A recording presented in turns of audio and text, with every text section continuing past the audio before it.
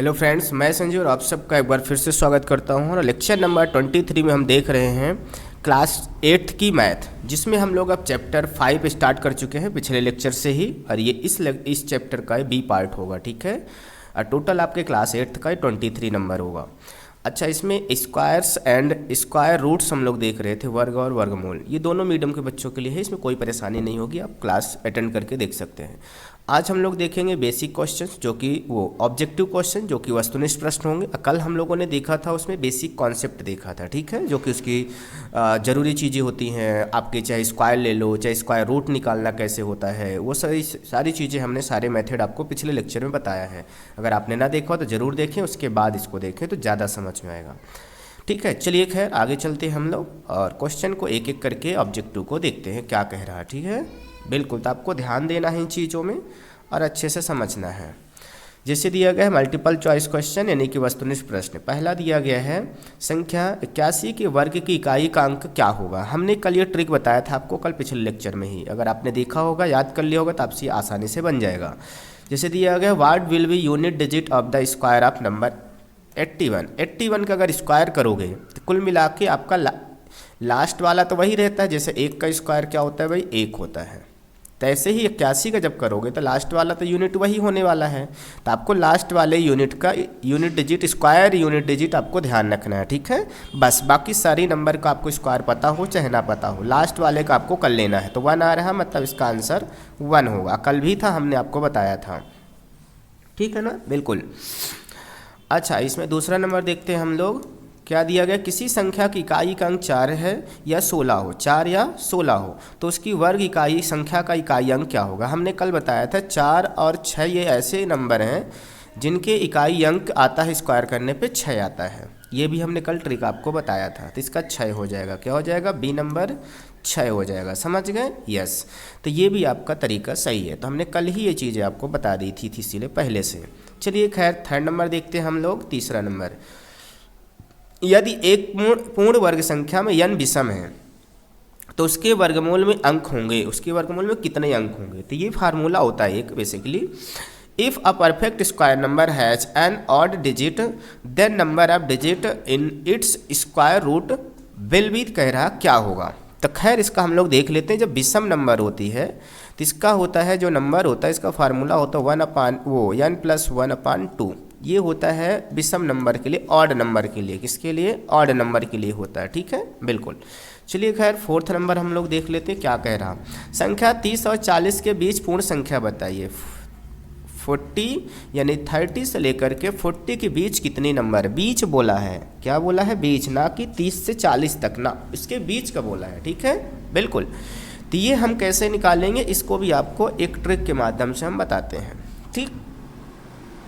जैसे देखिए, अगर हम नॉर्मली 40 में 30 घटाते हैं, क्या घटाते हैं, 40 में 30 घटाते हैं, ठीक, तो क्या आएगा इसमें भाई, आपका 10 आएगा। कितना आएगा, 10 हो। और बीच की पूर्ण संख्या कह रहा है, क्या कह रहा, बीच की पूर्ण संख्या हमको बताना है, ठीक है ना। तो बताइए इसमें ऐसी कितनी पूर्ण संख्या, ये टोटल नंबर है, ये क्या है, नंबर है, ये आपकी 10 क्या है, टोटल नंबर है। लेकिन पूर्ण संख्या जो होती हैं वो कई सारी होती हैं उसमें, ठीक है। तो इसको भी आपको हमने शायद कल बताया था या नहीं, अगर ना बताया होगा तो कमेंट बॉक्स में बता देना किसका क्या फार्मूला था, ठीक है। या फिर नहीं बताया होगा तो हम आपको अगले वीडियो में ज़रूर बता देंगे, ठीक है। फिलहाल इसका जो फार्मूले से निकलता है वो 36 होता है। क्या होता है, 36, ओके, ठीक है। अगर फार्मूला ना बताया होगा कल तो आप ज़रूर कमेंट कर देना। चलिए खैर, फिफ्थ नंबर बताना है। फिफ्थ नंबर देख लेते हैं हम लोग। पूर्ण वर्ग संख्याओं के अंत में शून्यों की संख्या होगी। पूर्ण वर्ग संख्याओं के अंत में शून्यों की संख्या।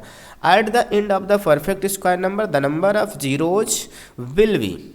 अगर परफेक्ट पूर्ण संख्याओं के अंत में शून्यों की संख्या कितनी होती है।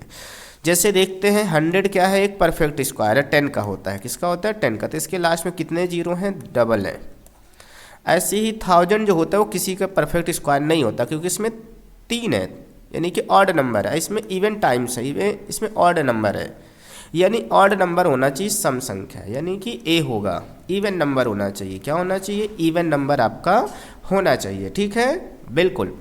चलिए खैर, यहाँ पे दिया गया है 6 नंबर। निम्न में से कौन सी संख्या विषम संख्या का वर्ग है। ऐसी कौन सी नंबर जो विषम संख्या का वर्ग होना चाहिए, ठीक है। ये 10 का होता है, सम संख्या 10 होती है। ये आपका 12 का होता है, हमने कल आपको 20 तक बोला था, कम से कम याद कर लेना। ये आपका 15 का होता है। अच्छा, यहाँ पे और ये 15 का आपको याद है, हमने कहा था 20 तक आपको याद करना। उसके बाद आपको 25 का याद करना है, 30 का याद करना है, 40 का याद करना है, करते चले जाना है, समझ रहे हैं। तो अगर आपको स्क्वायर नंबर याद रहेगी तो आप आसानी से बता पाएंगे, अन्यथा नहीं बता पाएंगे। ये भी क्या है, सम संख्या का है आपका, ठीक, 16 का। तो आप बताइए, आप यहाँ पे ये 15 का हुआ कि नहीं हुआ, तो ये विषम संख्या है, तो यही सी नंबर है, ये विषम संख्या का वर्ग है, ठीक है।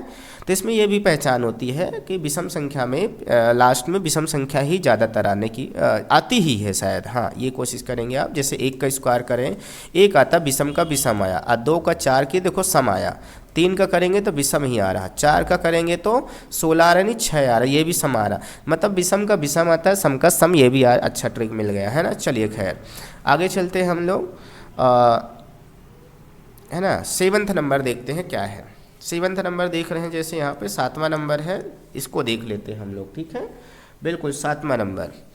तो 7वें नंबर में क्या, किसी संख्या 6 भुजा वाले वर्ग का क्षेत्रफल होगा, area of square of 6 centimetre side will be, क्या एरिया होगा। तो आप यहाँ पे साइड वो स्क्वायर बोला है, तो आपको पता है कि एरिया पूछा है, तो एरिया ऑफ स्क्वायर जो होता है, एरिया ऑफ स्क्वायर वो होता है आपका क्या भाई, साइड इंटू साइड बोल सकते हो, या साइड का स्क्वायर बोल सकते हो, यानी कि वर्ग का क्षेत्रफल, वर्ग का क्षेत्रफल का जो सूत्र होता है, समझ गए, वर्ग का क्षेत्रफल का वो होता है भुजा गुणे भुजा। तो चलो यहाँ पे कितनी भुजा दी गई है देख लो भाई, आपकी दी गई 6 दी गई, 6 दी गई, तो बस 6 इंटू 6 सेंटीमीटर इंटू 6 सेंटीमीटर कर दो भाई, तो ये हो जाएगा 36 और सेंटीमीटर सेंटीमीटर स्क्वायर हो जाएगा भाई, क्योंकि हमारा यहाँ पे यूनिट का स्क्वायर हो जाता है, ठीक है। तो ये आ गया हमारा आंसर 36, ये हो गया आपका डी नंबर, क्या हो गया,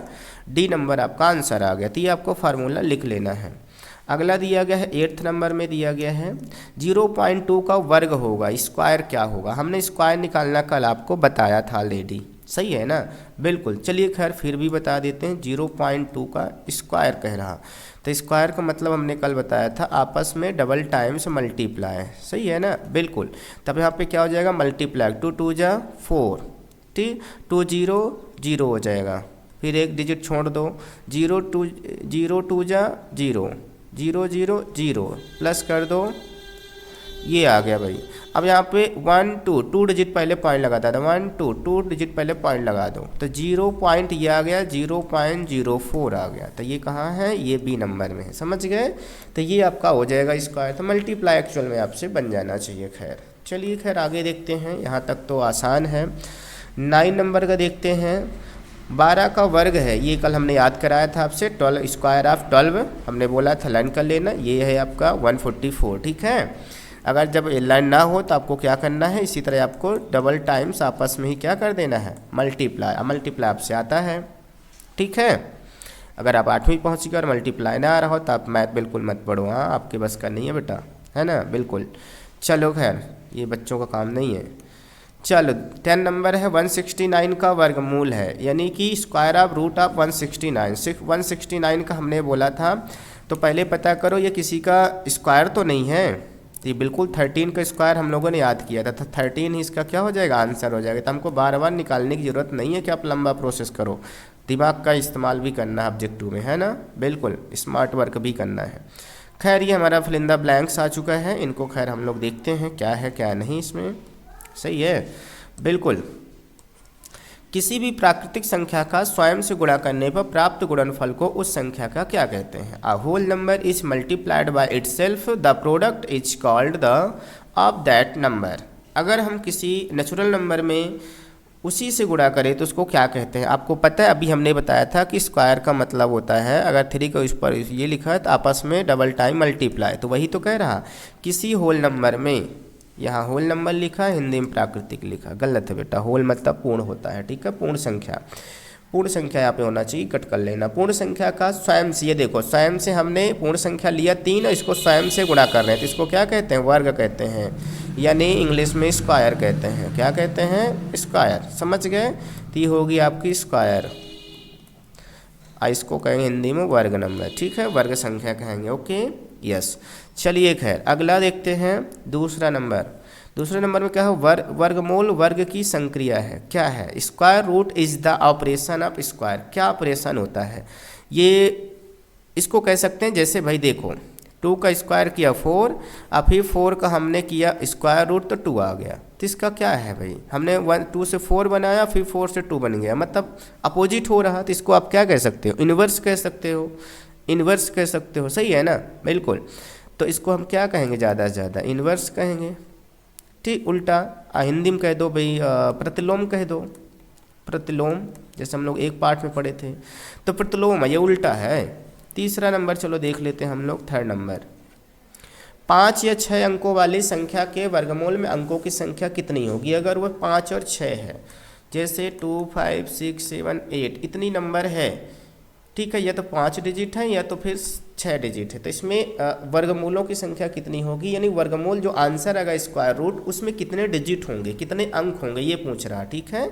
जैसे अभी हम लोग क्या 16 का अगर स्क्वायर रूट करते हैं तो 4 आता है, तो देखो 1 डिजिट है, कितना है 1 डिजिट। ऐसे 5 या 6 होंगे तो कितने डिजिट होने चाहिए, ये आपसे पूछ रहा, सही है। तो ये पता चलता है इसमें जोड़े कितने बन रहे हैं। चलो इसमें देख लेते हैं, जैसे हमने ले लिया भाई 2, 5, 6, 7, 8, 9, 1, 2, 3, 4, 5, 6, 5 लिया हमने, है ना, नहीं 6 ले लिया। चलो खरी, ये देखो इसमें 3 पेयर बन रहे हैं, स्क्वायर रूट है, 2 का पेयर बनाएंगे ना, कल ही हमने बताया था। इसमें जब बनाएंगे तो कितने पेयर बन रहे हैं, 3, तो इसमें कितने डिजिट होंगे, 1, 2, 3 डिजिट आएंगे स्क्वायर रूट के, जितने पेयर बनेंगे वही होंगे। तब आप सोच सकते हो भाई, चाहे 5 रहेगा तब भी बनेगा, 5 डिजिट में भी बनेगा। जैसे देखो हमने 5 डिजिट का ले लिया, ये देखो, तो इसका भी पीछे से पेयर बनाते हैं, तो ये देखो हमारा ये भी एक पेयर है खाली है, तो 0 लगा के बना लेते हैं, तो बना तो 3 है ना, तो 3 ही होंगे, 5 या 6 वाले में 3 होंगे, कितने होंगे, 3 होंगे, समझ गए, यस। 4th नंबर हम देख लेते हैं भाई, 4th नंबर क्या कह रहा है, ऋणात्मक संख्याओं के वर्ग सदैव क्या होते हैं। ऋणात्मक संख्याओं के वर्ग सदैव क्या होते हैं, ये चीज़ें हमको ध्यान देना है थोड़ा सा भाई। तो खैर चेक कर लेते हैं, -2 का स्क्वायर करते हैं तो क्या हो जाएगा, -2 इंटू -2 2 बार हो जाएगा, तो माइनस माइनस क्या हो जाएगा, प्लस, तो 2 2 जा 4, यानी प्लस में आएगा, तो धनात्मक होगा, क्या होगा, धनात्मक होगा, समझ रहे हैं ना, बिल्कुल। तो खैर ये चीज़ें हैं, तो इसको हम इंग्लिश में पॉजिटिव बोल सकते हैं, पॉजिटिव आप लिख लेंगे यहाँ पास, कौन सा 5वां, चौथा है, अच्छा यहाँ पे मैंने 3 उल्टा लिख दिया है बेटा, इसको सही कर लेना थोड़ा सा।